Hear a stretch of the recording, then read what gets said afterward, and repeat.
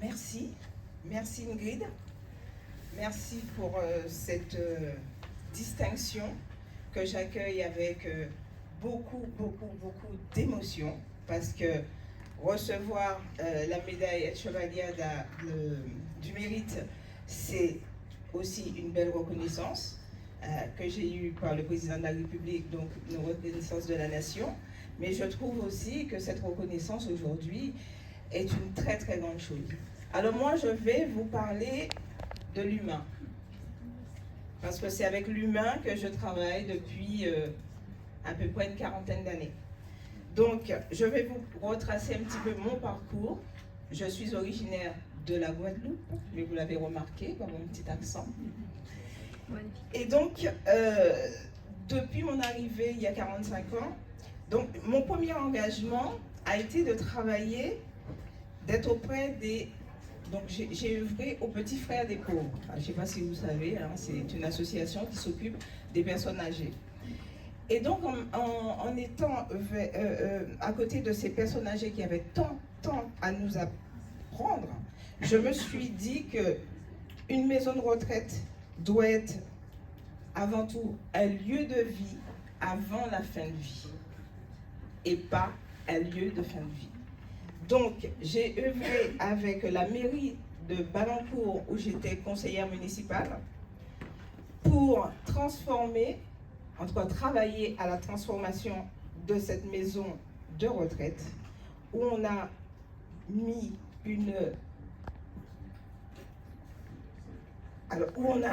excusez-moi, où on a fait des travaux afin de rendre cette maison de retraite intergénérationnelle, parce qu'on y a intégré une crèche.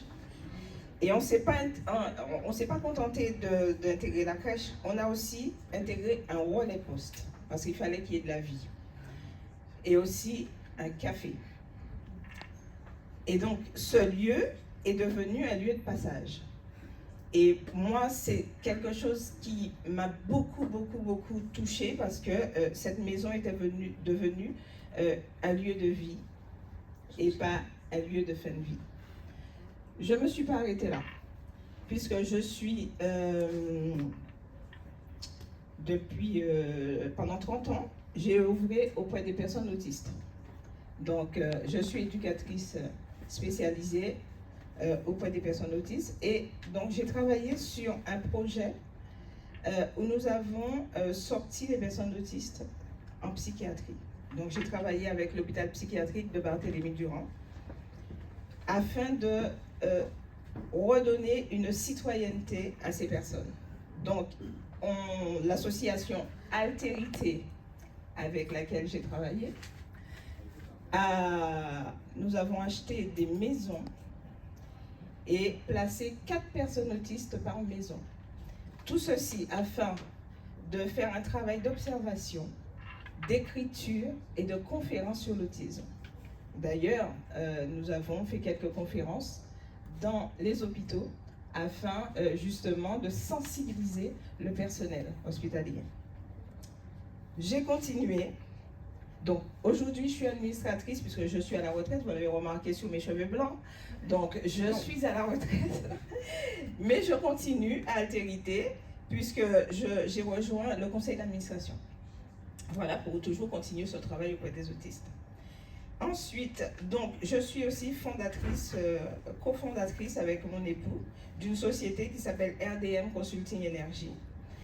Et c'est de l'assistance, c'est du conseil, de l'assistance aux sociétés, assistance maîtrise d'œuvre, maître d'ouvrage dans les domaines techniques et financiers. J'ai continué en prenant la direction la présidence d'une association qui s'appelle Génération 2 Citoyenneté Intégration et qui se situe à Évry-Courcouronnes dans l'Essonne. Et cette association, nous travaillons avec à peu près 70 nationalités. Yes. Oui, et vous savez pourquoi? Parce que nous travaillons sur le concept de mieux vivre ensemble. Nous vivons ensemble que l'on ne veuille ou pas. Mais comment mieux vivre ensemble? Et il y a une question qui était posée en début de conférence, qui était « Qu'est-ce qu'on se dit le matin quand on se lève pour améliorer, en tout cas s'améliorer, tout simplement ?» Eh bien moi, ce que je me dis, qu'est-ce que je peux faire aujourd'hui pour le mieux vivre ensemble? Bon. Voilà.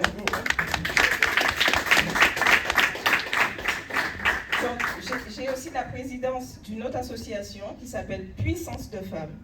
Et cette association, c'est un collectif de femmes qui, nous, on va à la rencontre de toutes ces femmes sur tout le territoire, qui fait un travail remarquable auprès des plus démunis. Mais ces femmes sont invisibles. Donc nous avons un programme qui s'appelle les héroïnes invisibles. Et donc pour faire justement, nous sommes les voix de toutes ces femmes qui sont sans voix et sans visibilité. Et nous travaillons sur tout le territoire. Nous sommes partis il n'y a pas très longtemps à Marseille, où nous avons été dans les quartiers difficiles de Marseille, rencontrer toutes ces femmes, toutes ces mamans qui travaillent auprès de tous ces jeunes et surtout au niveau de la drogue. Donc voilà, donc c'est aussi quelque chose que nous faisons. Nous travaillons, alors nous avons eu la chance de travailler avec le musée d'Orsay sur des thématiques diverses et variées, mais moi je me suis saisie de la thématique l'indépendance financière des femmes. Et ça, j'ai travaillé ce sujet à travers un tableau, le tableau de Berthe Morisset, c'est le tableau qui s'appelle le berceau. Et donc, on a vu avec toutes ces femmes de nos quartiers populaires que l'art est quelque chose d'important et qu'à travers l'art, on pouvait parler de sujets très sensibles, par exemple comme la prostitution et par la petite danseuse de Degas. On arrive à parler de cette situation, en tout cas de cette problématique, beaucoup plus aisément. Donc voilà. Qu'est-ce que je fais encore? Donc, je suis à la commission non, je suis administrateur au comité de bassin Seine-Normandie, qui est l'agence de l'eau. Donc, sous la tutelle du ministère de la transition écologique. Et donc, j'ai des commissions telles que la commission des finances, la commission des aides, la C3P et la commission mixte et inondation. J'ai encore d'autres casquettes, mais je vais finir par la mairie du 16e, où je suis membre de la commission de gestion de la mairie du 16e, où je réside. Voilà. Merci à vous.